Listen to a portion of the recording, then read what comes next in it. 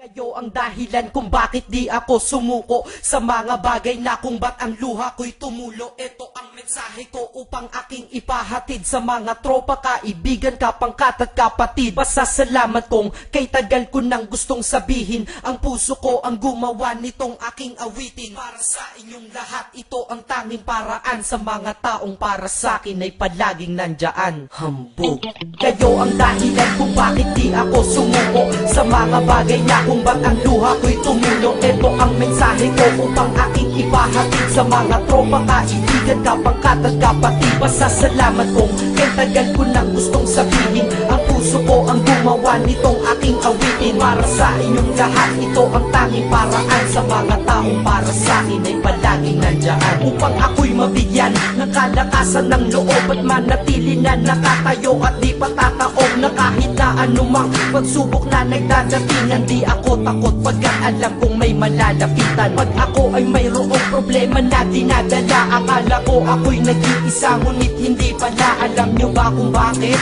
Kasi andyan sila, handa na iabot ang tulong nagmula sa kanila. Walang reklamo at walang hinihingi na kapalit, kaya di lang kaibigan turing ko kundi sang malapit na kapatid. Sila'y kinikilala kong ikalawa na pamilya, wag ko daw isiping mag-isa ka pa. Dahil sila'y aking sandalan, di ako pinabayaan. Damahin ko kalungkutan, di nila pinapayagan. Kung wala kayong lahat kaibigan ko, marahil wala na rin ako, ngunit nandito pa ako dahil kayo ang dahilan kung bakit di ako sumuko sa mga bagay na kung ba't ang luha ko'y tumulo. Ito ang mensahe ko upang aking ipahatid sa mga tropa, kaibigan, kapangkat at kapatid. Pasasalamat kong kay tagal ko nang gustong sabihin, ang puso ko ang gumawa nitong aking awitin. Para sa inyong lahat, ito ang tanging paraan sa mga taong para sa akin ay palaging nandyan. At di kayo nawawala at di ako tinalikuran, yan ang dahilan kung bakit hindi ko kinalimutan ang aking pinagmulan. Pakikisama nangunguna, pag nakita ka ng tropa sasabihin shot ka muna. Pag nabadrip sa pamilya, lalabas ka lang ng bahay, lakad lang ng konti, andyan sila at merong tagay na inyong pagsasaluhan at inyong pinapaikot. Simpleng tulong yan nilang unti-unting pinapalimot ang problema mong pasan-pasan sa mga pangyayari sa tahanan o sa pera o kahit pa sa babae. Kahit sa gulo o away, tila ba mga sundalo, di pwedeng maiwan ang isa, manalo o matalo. Ganyan ang kaibigan ko, mas kilala bilang barkada. Kung ako'y mamamatay na bukas, ako'y handa na. At kung may ikalawang mundo o buhay para sa'kin,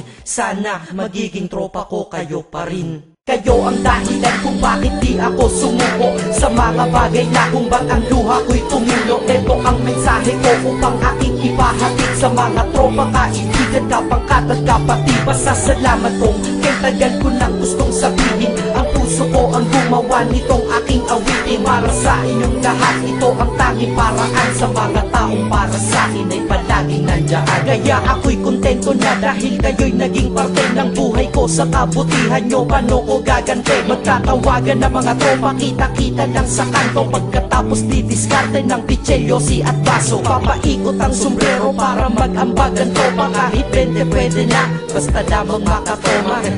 Ganito kami, at least magkakaramay. Kaya wag kang magtaka kung ba't masasaya ang tambay. Dahil tambay ay binubuo ng samahan na tunay. May kaibigang adik, mabait, iba ay merong sungay. Oo, iba-iba ang aming mga katauhan, pero iisa ang grupo pag sa trip at kagaguhan. Pag ika'y nalulungkot, kanino ka ba lumalapit? Pag nais mong bumitaw, kanino ka ba kumakapit? At kanino ka lumapit sa oras ng kagipitan?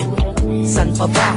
Diba sa kaibigan? Kayo ang dahilan kung bakit di ako sumuko sa mga bagay na kung ba't ang luha ko'y tumulo. Ito ang mensahe ko upang aking ipahatid sa mga tropa, kaibigan, kapangkat at kapatid. Pasasalamat kong kay tagal ko nang gustong sabihin, ang puso ko ang gumawa nitong aking awitin. Para sa inyong lahat, ito ang tanging paraan sa mga taong para sa akin ay palaging nandyan. Salamat. Acero Records, Sad Productions, hambog ng Sad Pro Crew.